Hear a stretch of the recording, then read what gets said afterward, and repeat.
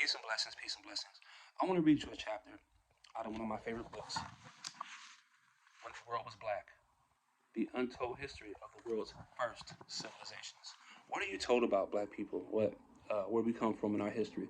You're told that we're inferior and that we had nothing. We didn't come up with anything, that we started with slavery. Well, this book goes against that narrative. So there's a narrative out there that says that black people are inferior and that we haven't invented anything, then there should be a narrative, or it's only fair for there to be a narrative that says the exact opposite. Because what's true is the exact opposite. So I'm going to read you a chapter in regards to what occurred to the Ethiopian Beta uh, Israel community, which were and are the original Jews. Nearly all of the Ethiopian Beta Israel community, more than 120,000 people, reside in Israel under its law of return, right? Which was a good thing, right? We'll read about that, which gives Jews and those with Jewish parents or grandparents and all of their spouses the right to settle in Israel and obtain citizenship.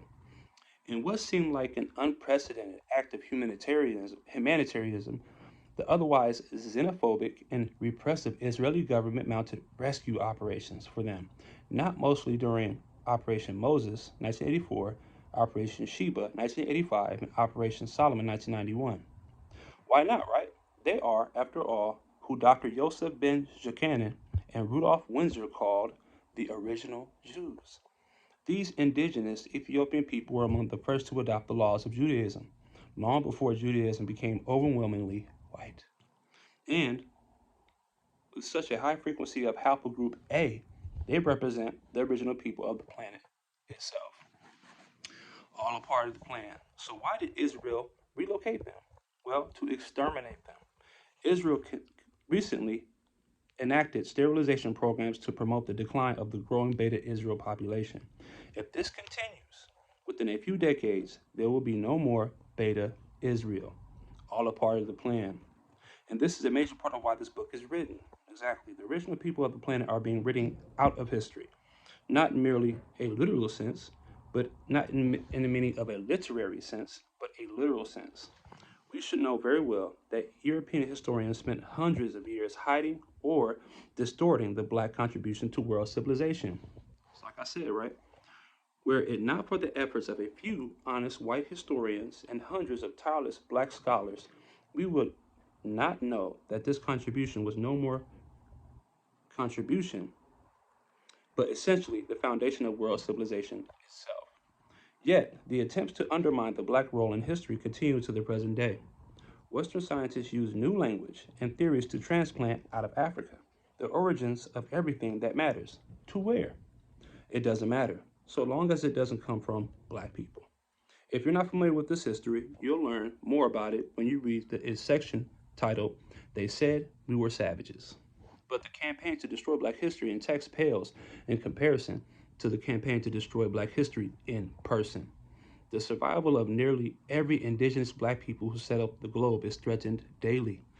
Thousands are already gone. Others, like the black men and women of, I'm about to butcher this word, and you can look this up. Please look this up. Everything I'm saying, don't believe it just off of face value. Look it up and research it for yourself. The Andaman Islands. The men and women of the Andaman Islands are on the verge of extinction. The Andamanese are no insignificant tribe either. They are the oldest lineage in all of Asia, the pure descendants of the original black people to settle outside of Africa. We discuss their history and the attempts to make them disappear in the chapter on India. Now, there's more information after this, but I just wanted to give you a little taste of what's going on in regards to black history and black people all across the globe. Okay, your history didn't start with slavery. Your history started about 200,000 years ago. So, like I said in my short, it is pertinent to us to read. Black people, we need to read, okay? And when I say black people need to read, when I speak about my people, I'm not slighting anybody else, okay?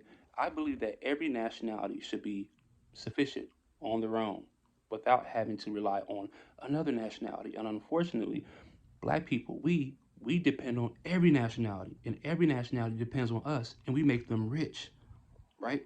We make Arabs rich for the gas stations. We make Asians rich to get when our women get their nails done. We make Indians rich when our women are buying their hair. They sell us. They sell to our women. So it's just the truth, right?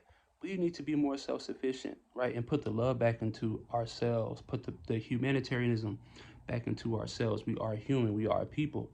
And if you see another brother, you should love him, right? And also, but if you see another nationality, you should love them as well. But we need to put the love back in ourselves for sure, because there's a lack thereof. So, like I said, this is one of my favorite books. When the World Was Black, The Untold History of the World's First Civilizations. So, we're going against the popular narrative, right? That you hear here in America and everywhere else, that black people didn't invent anything, we're inferior, and we had no civilizations, right? We can't do anything without the help of others. No, we can, we have, and we did. Okay, so have a blessed day. And everything I'm saying, don't take it on face value. Research everything that I'm saying. Research it and come up with your own conclusion.